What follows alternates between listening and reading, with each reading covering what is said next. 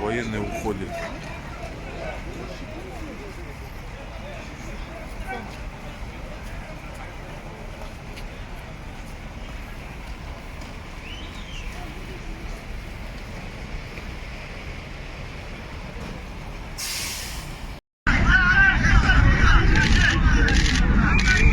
Народу меньше? Привет. Да, меньше. Сотки передавать теперь еще? Нет, я видео снимаю на сотку, потому что удобнее тебе переключаться сейчас, видишь? Да? Ну, конечно.